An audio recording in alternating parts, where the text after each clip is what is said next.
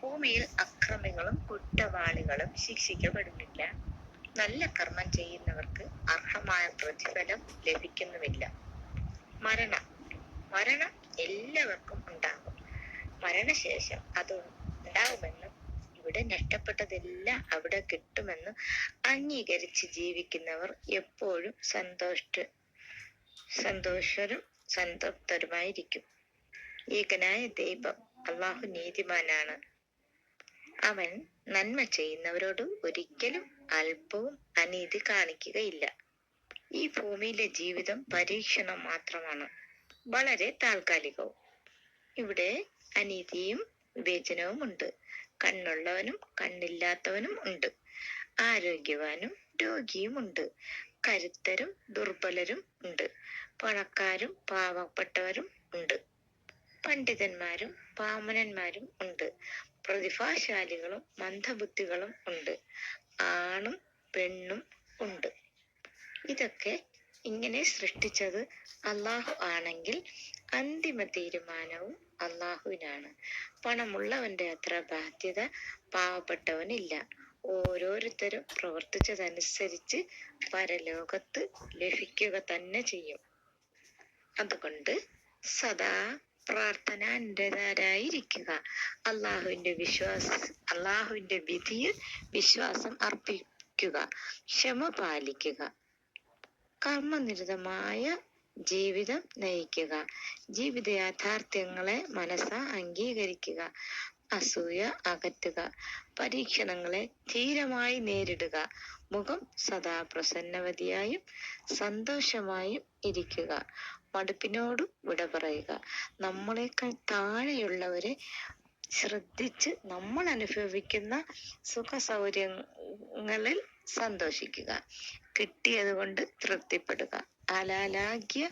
ഹലാലായ സ്വർഗീയ അനുഭവങ്ങൾ ഭൂമിയിൽ വെച്ച് മനസ്സുകൊണ്ട് ആസ്വദിക്കുക. ആഖിറത്തെയും സൃഷ്ടാവിനെയും ഭയന്ന് ജീവിക്കുക. അനാവശ്യ കാര്യങ്ങളിൽ നിന്നും വിട്ടകന്ന് നിൽക്കുക. ഹൃദയവിശാലതയോടെ മറ്റുള്ളവർക്ക് സേവനം ചെയ്യുക. മറ്റുള്ളവരിൽ നിന്ന് നന്ദി പ്രതീക്ഷിക്കാതിരിക്കുക. നല്ലത് ചിന്തിക്കുക. നല്ലത് പ്രവർത്തിക്കുക. നല്ലത് വായിക്കുക. സൂക്ഷ്മത പാലിക്കുക.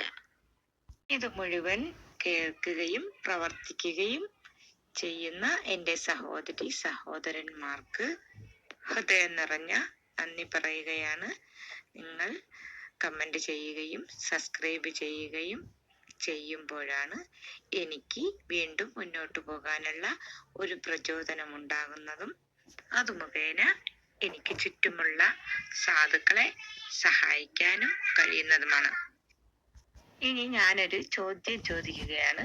വിശുദ്ധ ഖുർആനില് ആധാറിനെ പറ്റി എന്ന് പറഞ്ഞാൽ ആധാർ എടുത്തിരിക്കുന്നത് നമ്മുടെ വിരലുകൾ വച്ചാണ്. അങ്ങനെ നമ്മുടെ വിരലടയാളം മറ്റുള്ളവർക്ക് ഇല്ല. 770 കോടി ജനങ്ങളുണ്ടായിട്ടും ഇതിൽ നമ്മുടെ വിരലടയാളം ഈ 770 കോടി ജനങ്ങൾക്കും ആർക്കും ഈ വിരലടയാളം ഇല്ല. അതുപോലെ തന്നെ മരിച്ചുപോയവർക്കും ഇല്ല, ഇനി വരാനിരിക്കുന്നവർക്കും ഇല്ല. അത് വിശുദ്ധ ഖുർആനില് അള്ളാഹു 1500 വർഷങ്ങൾക്ക് മുമ്പ് പറയുകയാണ്. അത് ഏത് അധ്യായത്തിലാണെന്ന് പറയാമോ? നിങ്ങളുടെ വിരൽത്തുമ്പുകളെ പോലും ശരിയാക്കാൻ കഴിവുള്ളവനാണ് അള്ളാഹു എന്ന് പറയുന്നു. നിന്റെ വിരലിൽ തന്നെ നിന്നെ തിരിച്ചറിയാനുള്ള അടയാളമുണ്ട് എന്ന് പറയുന്നു. ഇത് ഏത് അധ്യായത്തിലാണെന്ന് പറയുമോ? അറിയാവുന്നവർ കമന്റ് ചെയ്യുക. അപൂർവമായിരിക്കും അറിയാവുന്നവർ. ഇനി പുതിയൊരു വീഡിയോയുമായിട്ട് കാണാം. ബൈ. അസ്സലാമു അലൈക്കും. ഈ പ്രപഞ്ചം എത്ര മനോഹരമാണ്. നമ്മൾ യാത്ര ചെയ്യണം. അനാവശ്യമായിട്ടുള്ള സ്ഥലങ്ങളിൽ പോകാതെ അള്ളാഹു അനുഗ്രഹിച്ച സ്ഥലങ്ങളിൽ കൂടി യാത്ര ചെയ്യണം. സൂര്യാസ്തമയം, സൂര്യൻ ഉദിക്കുന്നതും ചന്ദ്രൻ അസ്തമിക്കുന്നതും ഉദിക്കുന്നതും ഒക്കെ നമ്മൾ കാണണം.